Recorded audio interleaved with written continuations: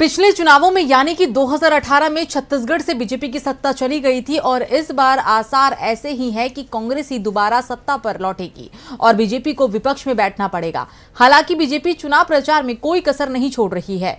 16 अक्टूबर को केंद्रीय मंत्री अमित शाह छत्तीसगढ़ दौरे पर थे, जहां पर उन्होंने कांग्रेस पर बयानबाजी कर अपनी मुश्किलें बढ़ा ली है। अमित शाह के दौरे के बाद छत्तीसगढ़ में जुबानी जंग भी तेज हो गई है। बीजेपी छत्तीसगढ़ में जीत के लिए एड़ी चोटी का जोर लगाती दिख रही है। 16 अक्टूबर को केंद्रीय गृह मंत्री अमित शाह प्रदेश के दौरे पर थे, जहां उन्होंने वर्तमान सरकार यानी कि कांग्रेस पार्टी पर कई आरोप लगाए, जिसके बाद कांग्रेस ने बीजेपी को मुंहतोड़ जवाब देते हुए चुनाव आयोग में शिकायत दर्ज कराने की मांग की।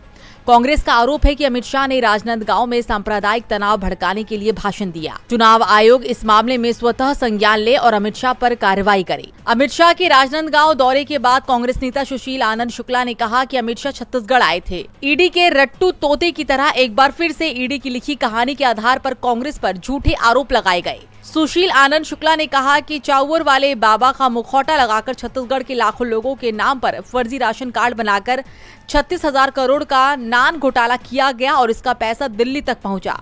भ्रष्टाचारियों को उल्टा लटकाने की बात अमित शाह का जुमला है। दरअसल भ्रष्टाचार और भ्रष्टाचारियों के राष्ट्रीय संरक्षक तो अमित शाह जी हैं। वहीं कांग्रेस महासचिव जयराम रमेश ने भी सोशल मीडिया एक्स पर अमित शाह पर निशाना साधते हुए लिखा कि देश के गृह मंत्री अमित शाह ने छत्तीसगढ़ में अत्यंत भड़काऊ बयान दिया है। उन्होंने हत्या के मामले में जान जाने के एक मामले को लेकर अपनी चुनावी सभा में सीधे कहा, भूपेश बघेल सरकार ने तुष्टीकरण के लिए वोट बैंक की राजनीति के लिए छत्तीसगढ़ के बेटे भुवनेश्वर साहू की लिंचिंग करवा दी। भारतीय जनता पार्टी ने तय किया है कि हम भुवनेश्वर साहू के हत्यारों को उनके अंजाम तक पहुंचाएंगे और इसके प्रतीक के रूप में उनके पिता ईश्वर साहू को चुनाव मैदान में उतारा है। अमित शाह का ये बयान न केवल आपत्तिजनक है बल्कि इसका एकमात्र उद्देश्य शांत प्रदेश छत्तीसगढ़ में सांप्रदायिक हिंसा भड़काना है। गृह मंत्री ने चुनावी फायदे की नीयत से उन्माद भड़काने के लिए बयान दिया है। उन्होंने जो कहा है वो बिल्कुल झूठ है।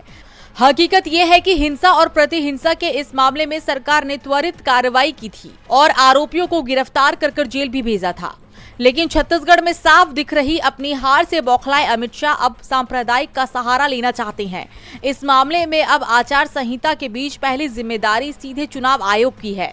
वो इस भड़काऊ बयान का संज्ञान ले, अमित शाह के विरुद्ध मामला दर्ज कर उचित कार्रवाई करे। ऐसा न हुआ तो आशंका है कि छत्तीसगढ़ में भाजपा आगे भी अपने चुनाव अभियान में सांप्रदायिकता फैलाने से बाज नहीं आएगी। दरअसल कांग्रेस का आरोप है कि छत्तीसगढ़ के नान घोटाले, पनामा पेपर, चिटफंड घोटाले, झलकी घोटाले, इंदिरा प्रियदर्शनी घोटाले, आग फोड़वा कांड, नकली दवा कांड के सभी के आरोपियों को बीजेपी ने प्रत्याशी बनाया। इस पर अमित शाह क्यों मौन थे? कांग्रेस ने पूछा कि छत्तीसगढ़ की ट्रेनों को केंद्र क्यों रद्द करा रहा है? इस पर अमित शाह क्यों चुप रहे? छत्तीसगढ़ का कोयला अडानी के लिए ढोने माल वाहक ट्रेनें चला रहे और हमारी यात्री सुविधाओं को रद्द कर रहे।